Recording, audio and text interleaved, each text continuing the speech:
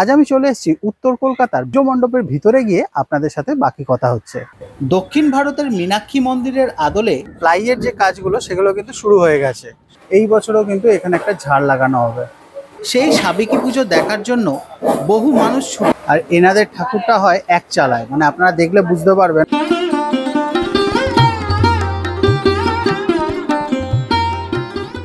নমস্কার বন্ধুরা, কেমন আছেন সবাই? আশা করি সবাই ভালো আছেন। আমি সুনীল আর আপনাদের সকলকে সুনীল ইউনিক ট্রাভেল চ্যানেলের আরেকটি নতুন ভিডিওতে স্বাগত।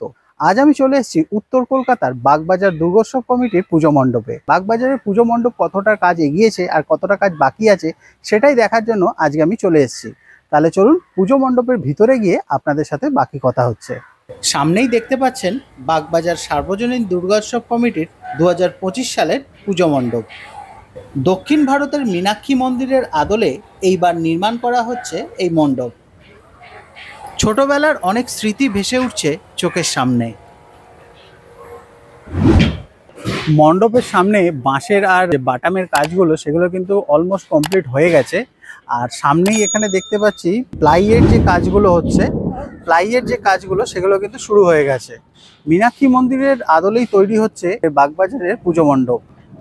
আর এই যে মীনাক্ষী মন্দিরের বাইরে যেরকম ডিজাইন আছে সেই রকমই হয়তো এই প্লাই দিয়ে এগুলোকে করা হচ্ছে।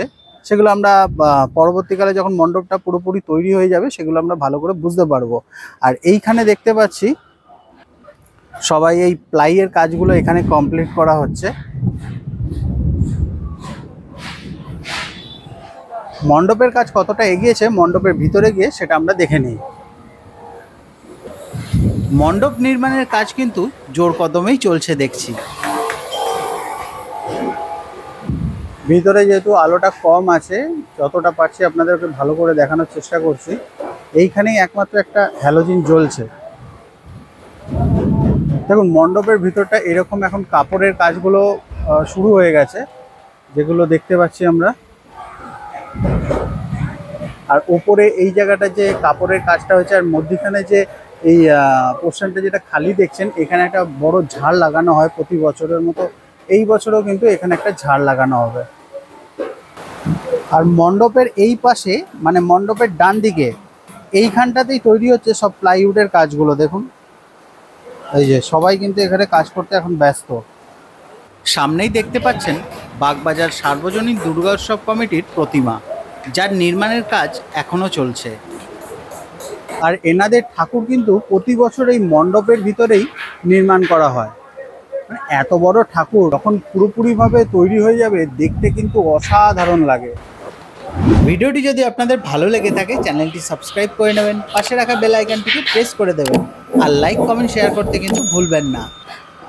সব জায়গায় এখন থিমের পুজো, কিন্তু বাগবাজার সার্বজনীন দুর্গোৎসব কমিটি এখনও তাদের ঐতিহ্যপূর্ণ সাবেকি পুজো করে থাকেন এবং সেই সাবেকি পুজো দেখার জন্য বহু মানুষ ছুটে আসেন এই মণ্ডপে। এই পুজোর আরেকটি বিশেষত্ব হলো এখানকার সিঁদুর খেলা। অ্যাকচুয়াল এইখানে যে লাইটটা দেওয়া আছে না, একদম ডাইরেক্ট মায়ের মুখে গিয়ে পড়ছে, যার জন্য ছবিটাও হয়তো অনেকটা ঠিকঠাক নাও আসতে পারে। তবু যতটা পারছি আপনাদেরকে ভালো করে দেখানোর চেষ্টা করছি। আর এনাদের ঠাকুরটা হয় এক চালায়, মানে আপনারা দেখলে বুঝতে পারবেন ভালো করে। মানে একটা ফ্রেমের মধ্যেই, মানে একটা চালার মধ্যেই কিন্তু সবাই এখানে থাকে।